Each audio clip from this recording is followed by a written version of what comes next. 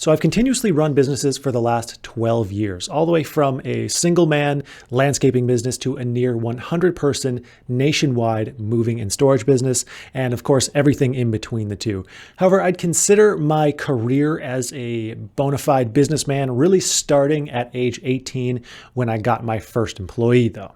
And there is a lot I've learned from then to now. Looking back, I'm not even sure how I made it happen.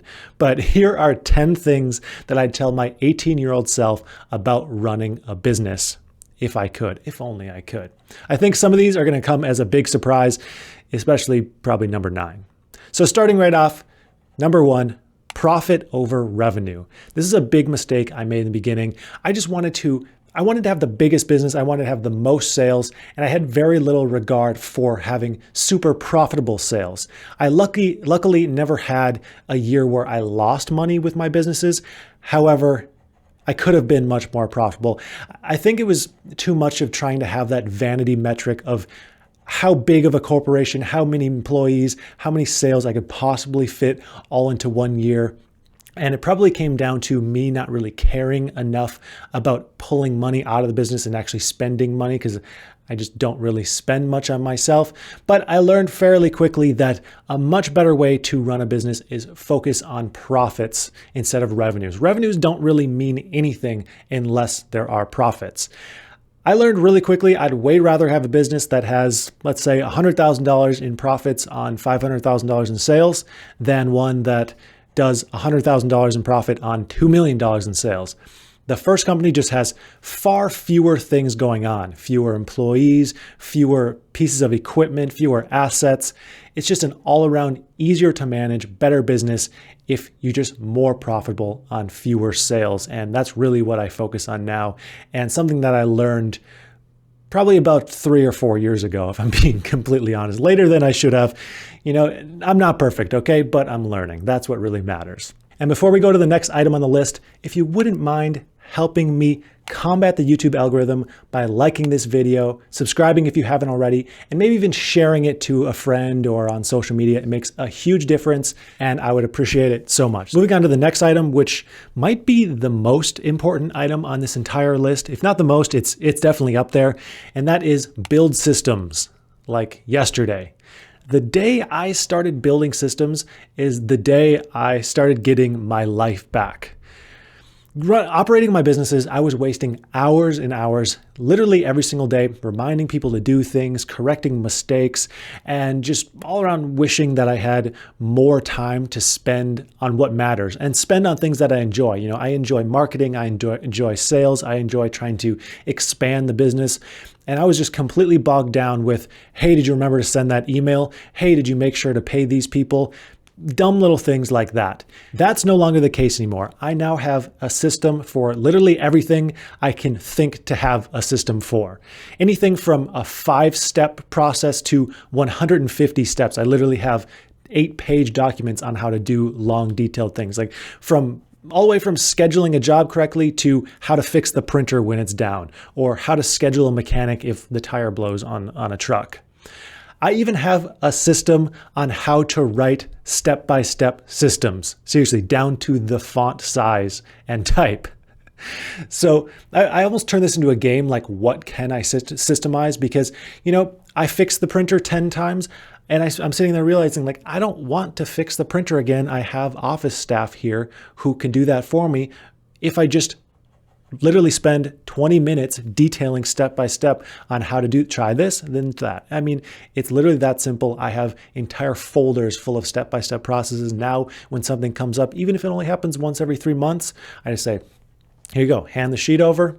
It's fixed. I wish I did that from day one. It would make my life so much easier. And this is one thing that, for some reason, I find small business owners want to avoid writing these systems, mostly because you get really good at doing the thing that you do, especially if you're operating the business yourself. Like if I were to go out on moves myself, I probably wouldn't think I need to write a system on how to do a move, because I'm like, hey, I already know how to do a move. But there are occasions, that works 98% of the time. But there are occasions where you get things wrong or you forget a certain aspect and it costs you a bunch of money, or you try to delegate things out and you just don't have it on paper and it's much harder to clone yourself and have that same level of quality. It is so important to build systems and actually use them. And like I said, I wish I started doing that from day one. I should make an entire video on that because I think it's so important. Moving on, number 3, I'm going to call this one calculate, then leap. In the beginning of operating my business, and admittedly, I still kind of do this now, I spent too much time thinking about doing things and doing all the calculations and doing all the research and just kind of bogging myself down with a big decision. And something that I've learned over the years, at least gotten better at over the years, is do those calculations, make sure I'm making the right decision, but then take the leap. Be willing to take calculated risks. And I've in part made this a little bit easier for myself by having an ultimate backup plan. So about 2.5 years ago, I opened up a Roth IRA account and I just fund it to its maximum every single year, $6,000 a year. And I look at that as my ultimate backup plan and think to myself, no matter what, I have this ultimate backup plan. I can take as big of risks as I want to until retirement age, and I'll ultimately be fine once it comes to retirement. And like I said, I don't spend much on myself anyways, so it doesn't really matter if I don't have a ton of spending money at one point in time. I'm willing to take bigger risks because I really believe that fortune favors the bold, that old fable or, whatever that is, wherever that's from. It really is true. The people who take the biggest leaps, as long as they're calculated, tend to get the biggest rewards. And I try to focus myself on do that calculation and then take the leap if it seems like that's the right thing to do. Moving on, number 4, keep less money in your bank account. Now, this one might seem a little bit weird, but to quote P.T. Barnum, comfort is the enemy of progress. I noticed as soon as my bank accounts got larger and larger, I found myself needing less to really hustle and fill that bank account again. Now, I'm not saying I just spend all my money as soon as, it builds up an account, but what I do to kind of trick this system in my mind is I have my business account and I keep very little funds in that account, the funds that I use to operate the business. So in my lizard brain, it looks like it's emergency 911. You need money in this account right now. You need to act right now. Otherwise, everything's going under, even though that's not really the case. So I have this operational bank account that I use to fund the business, and it keeps that lizard brain active and it keeps me uncomfortable. So I'm constantly striving for more and more progress. And that's just a small thing that I should have done from the beginning. I guess starting off, you don't really have any money in the very beginning. So this would be more like a year or two down the road. The next one, take a day off every once in a while, not all the time. Now, this might not be an issue for everyone, but it was an issue for me where I just simply would not ever take a day off. I would go well over a year without taking a single day off. And it caused me a lot of problems down the road. I got severe stomach ulcers. I got sick. It just wasn't good. I should have taken more days off, and I just should have reminded myself that taking a little bit of time off will actually make the rest of my days more productive. You can get more done if you're not sick, if you're well rested. And I should have learned that sooner. But, some things you have to learn the hard way. Moving on to the next one, kind of related to the last one. I'm going to title this one, It's Not That Urgent. Now, when I first started my business, everything seemed so urgent. It seemed like I needed to do it right now. If someone sent me a text, I needed to answer that right now. If they called me, I needed to reply or answer the phone right then and fix the problem. I no longer do that. I would literally be worried about taking a shower because I thought I would miss an important phone call. So I'd turn the volume all the way up and set the phone outside the shower door because I made sure I'd never wanted to miss a phone call just in case something happened that needed my response immediately. And that's no way to live. That's a terrible way to live because I was constantly on edge, just waiting for the phone to buzz. I ended up, you end up hating your phone and just hating any notification because of that. Now I no longer do that. I literally leave my phone on silent at all times, like not even vibrate, because I don't want this constant stimulus signal in my pocket telling me to whip my phone out at all times. So I leave it on silent. If I check my phone, there's a message, then I'll reply, but I don't want this constant thing. And also what I do is I don't even have my business email application on my phone. So if I'm not at my computer, I'm probably not responding to an email. I don't have this constant email checking disease that I used to have and so many people have. If I absolutely need to check my email, I have to actually go through a browser and check the email on my phone, which is a terrible interface. And it makes it so I have to check an email. Emails, you really don't have to respond to them very quickly. And I've been doing this for probably close to 2 years. And let me tell you, I've never missed out on anything because I responded a day later to an email. Moving on, the next one, be more selective. Now, this is specifically be more selective with hiring. In the beginning of my business, things were growing super quickly, and I would hire pretty much anyone that would walk in the door and seem decent. And this caused a lot of problems down the road. Quality dipped. I was just around people that I didn't enjoy being around very much because they just weren't people that I would normally hang out with, really, not people that I would jive with. And it just eventually caused more problems. It made me enjoy the business less and make the business less successful. And about 3 or 4 years ago, I changed my tune there and became much more selective with hiring, like hiring as few people as possible. We'll take a group of 200 people, 200 applicants, and we'll narrow that down to 1 or maybe 2 hires. We're that selective about it, and it makes the business that much better. And it's still hard to get good people even doing that, but it's so important, and I wish I did that more in the beginning. Luckily, I didn't have any huge issues because of this, but I can definitely see how some huge issues could potentially happen because of bad hiring. I mean, I have some videos on some major mistakes that have been made in my business, and I'm sure I would have 10 times more videos like that if I wasn't more selective with hiring. Moving on. Next, learn when to give up. Now, this is kind of goes against common phrasing, like those uplifting Instagram posts, never give up, never quit. That's a lie.